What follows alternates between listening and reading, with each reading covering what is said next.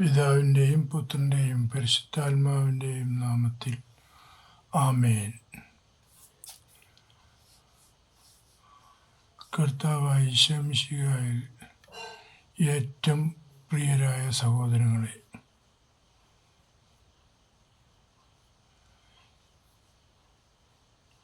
യേശു വന്നത്, ഭൂമിയിൽ ഭൂജാതനായത് ക്രിസ്ത്യാനികളുടെ രക്ഷയ്ക്ക് വേണ്ടിയല്ല.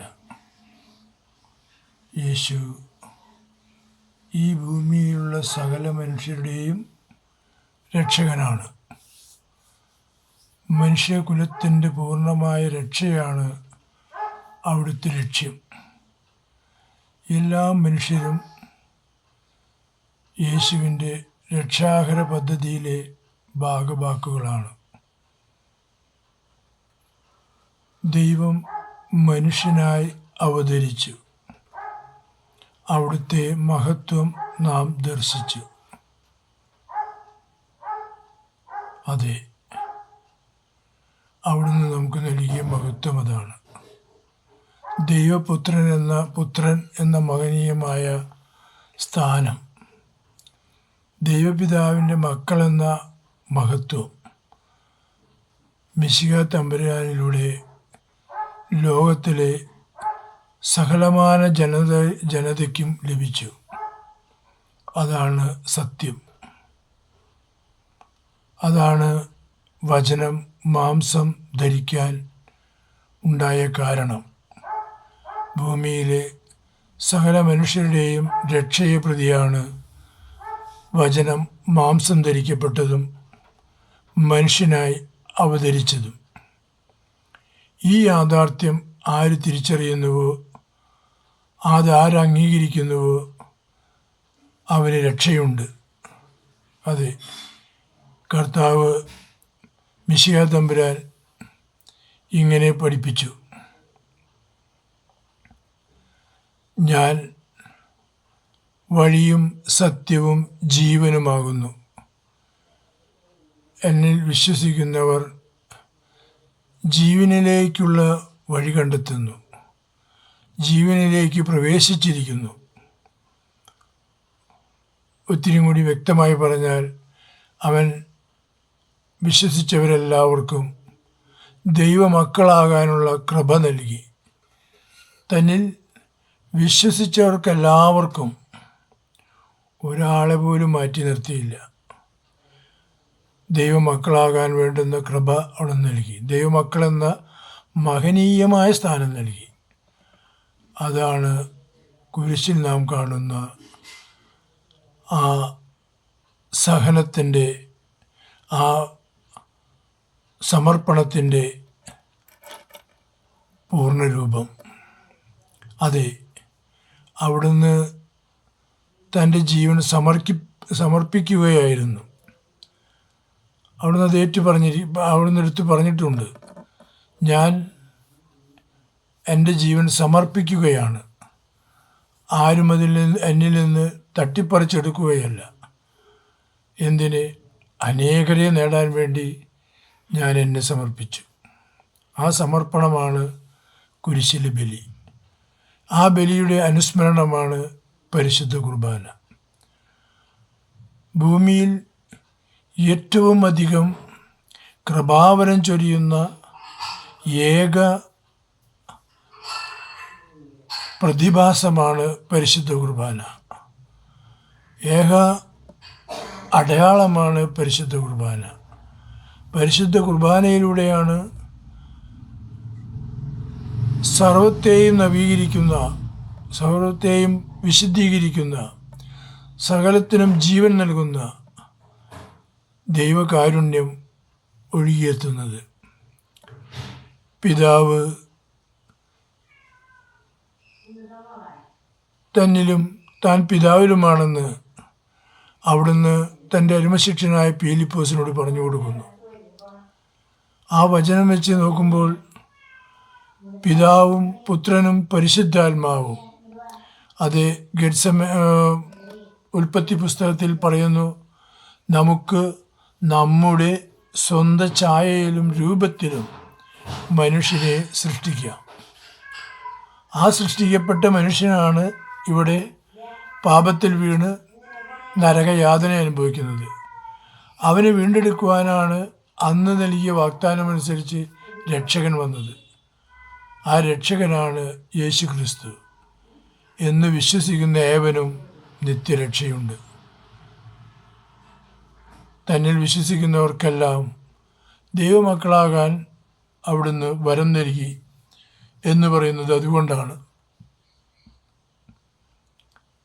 ഞാനും നിങ്ങളും ഈ യാഥാർത്ഥ്യം മനസ്സിലാക്കണം.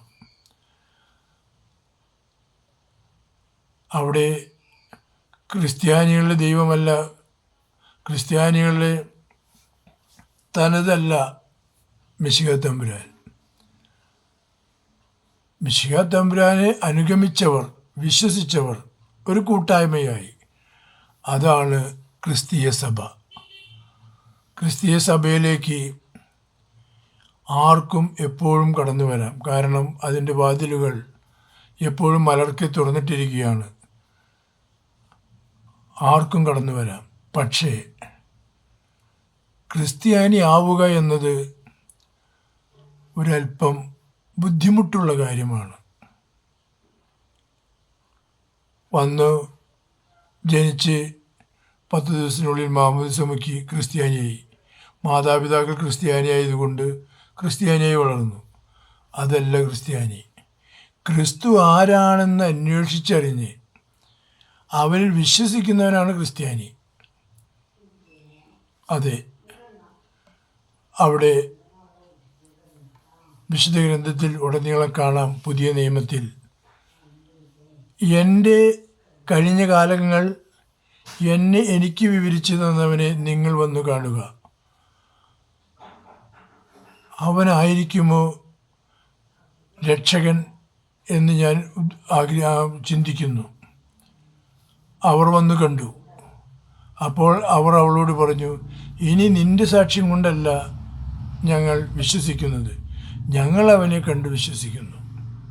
അതെ, അവനെ വിശ്വസിച്ചവർക്കെല്ലാം ദൈവമക്കളാകാൻ അവൻ വരം നൽകി, കൃപ കൊടുത്തു. ഈ കൃപയാണ് നമ്മൾക്ക് ലഭിക്കേണ്ടത്. ഇപ്പോൾ നമുക്ക് നഷ്ടം വന്നിരിക്കുന്നത് ഈ കൃപയാണ്. ഈ കൃപ നഷ്ടപ്പെടാതിരിക്കാൻ വേണ്ടി അവിടുന്ന് പിതാവിൻ്റെ സന്നിധിയിലേക്ക് പോകുവാൻ സമയമായെന്ന് കണ്ടപ്പോൾ സ്നേഹന്മാരോട് പറഞ്ഞു, ഞാൻ പിതൃസന്നിധിയിലേക്ക് പോകാൻ സമയമായിരിക്കുന്നു, ഞാൻ പോകുകയാണ്. എന്നാൽ നിങ്ങൾ ഭഗ്നാശരാകേണ്ടതില്ല, നിങ്ങളെ ഞാൻ നിസ്സഹായരായി വിടുകയില്ല. ഞാൻ പിതാവിൻ്റെ അരികിൽ പോയാൽ പിതാവിൽ നിന്ന് നമുക്ക് സഹായകനെ ലഭിക്കും. അതെ, സഹായകൻ അവിടുത്തെയും പിതാവിൻ്റെയും ജീവനായ പരിശുദ്ധാത്മാവ്. അവൻ വരുമ്പോൾ നിങ്ങൾക്ക് എല്ലാം വിശദീകരിച്ചു തരും, എല്ലാം നിങ്ങളുടെ സംശയങ്ങളെയും ദൂരീകരിച്ചു തരും. ഭൂമിയിൽ പ്രലോഭകനോട് എങ്ങനെ പടവെട്ടി വിജയിക്കണം, എങ്ങനെ വിശുദ്ധിയിൽ ജീവിക്കണം, എങ്ങനെ പരിശുദ്ധരായി ജീവിക്കാൻ സാധിക്കും എന്ന് നിങ്ങളെ കാണിച്ചു തരും, പഠിപ്പിച്ചു തരും, നിങ്ങൾക്ക് വേണ്ടുന്ന കൃപ തരും.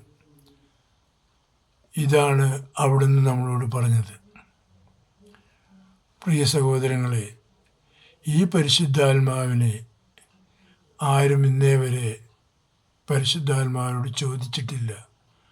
എൻ്റെ സഹായകനല്ലേ അങ്ങ്, ഞാൻ അറിയാതെ വിട്ടുപോയി, ഞാൻ അറിയാതെ ഉപേക്ഷിച്ചു പോയി, ഞാൻ അറിയാതെ അങ്ങയോടുമായി കൂടിയാലോചിക്കാതെ ഒത്തിരിയേറെ തിന്മകളിൽ ഞാൻ അകപ്പെട്ടു പോയി എന്ന് നാം ആരും ഏറ്റുപറഞ്ഞിട്ടില്ല. ഈ പരിശുദ്ധാത്മാവിൻ്റെ സഹായം നമ്മളാരും ആവശ്യപ്പെട്ടിട്ടില്ല. ഇതാണ് സത്യം. കൂടെ സഹായകനുള്ളപ്പോൾ നാം മറ്റു പലരെയും അന്വേഷിച്ചു പോകുന്നു. സദാ നിന്നോടുകൂടെ വസിച്ചുകൊണ്ട് നിന്നെ സഹായിക്കുവാൻ സദാ സന്നദ്ധനായിക്കൊണ്ട് നിന്നിൽ വസിക്കുന്ന നിന്റെ സഹായകൻ നിന്നോടുകൂടെയുള്ളപ്പോൾ നീ വേവലാതിപ്പെട്ട് മാറത്തടിച്ച് നിലവിളിച്ച് മയക്കുമരുന്നിനും മദ്യത്തിനും അടിമപ്പെട്ട് നിന്റെ ആത്മാവിനെ നശിപ്പിക്കുന്നു. സുബോധത്തോടുകൂടെ എന്നിൽ സഹായകനെ വിളിച്ച് അപേക്ഷിച്ചാൽ എന്നെ സഹായിക്കുമെന്നുള്ള ബോധ്യമില്ലാതെ, ദൈവത്തിൽ വിശ്വാസമില്ലാതെ നീ അലഞ്ഞു തിരിയുന്നു. ആയതിനാൽ എന്നെ കേൾക്കുന്ന പ്രിയ സഹോദരങ്ങളെ, ദൈവവിശ്വാസത്തിൽ വളരാൻ വേണ്ടുന്ന കൃപയ്ക്കായി പ്രാർത്ഥിക്കാം. പരിശുദ്ധാത്മാവേ, ഞങ്ങളുടെ മേൽ കൃപ വർഷിക്കണമേ. ഞങ്ങളിൽ വന്നുപോയ പരാതികൾ, പോരായ്മകൾ, ഏർക്കുറവുകൾ, ഞങ്ങളുടെ ഇല്ലായ്മകൾ എല്ലാം അവിടുന്ന് അറിയുന്നു. ഞങ്ങളെ കനിഞ്ഞ് സഹായിക്കണമേ, സംരക്ഷിക്കണമേ. മക്കളെന്ന ആ മഹനീയ സ്ഥാനത്തിൽ നിലനിൽക്കാൻ വേണ്ടുന്ന കൃപയും അനുഗ്രഹവും ഞങ്ങൾക്ക് നൽകണമേ. ആത്മാവിലും ശരീരത്തിലും വിശുദ്ധി കൈവരിക്കുവാൻ, കാത്തു സൂക്ഷിക്കുവാൻ,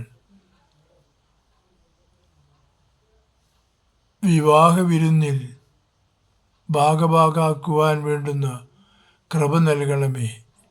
പരിശുദ്ധാത്മാവെ, ഞങ്ങളെ സഹായിക്കണമേ എന്ന് നമുക്ക് വിളിച്ചപേക്ഷിക്കാം. പ്രിയരെ, പരിശുദ്ധ കുർബാനയിൽ എഴുന്നള്ളി വരുന്ന ത്രിത്വൈക ദൈവം ഞാൻ പിതാവിലും പിതാവ് എന്നിലുമാണെന്ന് പറഞ്ഞപ്പോൾ നമുക്ക് മനസ്സിലായല്ലോ, അവിടെ രണ്ടാൾ വന്നു. പിതാവും പുത്രനും ഉണ്ടെങ്കിൽ അവരുടെ ജീവനുണ്ടാവും. ഈ മൂന്നാൾ പരിശുദ്ധ ത്രിത്വം പരിശുദ്ധ കുർബാനയിൽ എഴുന്നള്ളി വരികയാണ്. എവിടേക്ക്? നമ്മളിലേക്ക്. നമ്മളെ കാണുവാനാണ്, നമ്മളോട് കൂടെ ഇരിക്കുവാനാണ് പരിശുദ്ധ കുർബാനയിൽ ത്രിത്വം എഴുന്നള്ളി വരുന്നത്. ആ ത്രിത്വത്തെ സ്വീകരിച്ചുകൊണ്ട്, ഹൃദയത്തിൽ ഏറ്റെടുത്തുകൊണ്ട്, മനസ്സാക്ഷിയിൽ നിലനിർത്തിക്കൊണ്ട് നമുക്ക് അവിടത്തേക്ക് ആരാധനയും സ്തുതിയും പുകഴ്ചയും സമർപ്പിക്കാം. ഏറ്റുപറയാം, അവിടുന്ന് എൻ്റെ പിതാവാകുന്നു, അവിടുന്ന് എൻ്റെ രക്ഷകനാകുന്നു, അവിടുന്ന് എൻ്റെ നിത്യസഹായകനാകുന്നു. ആമേൻ.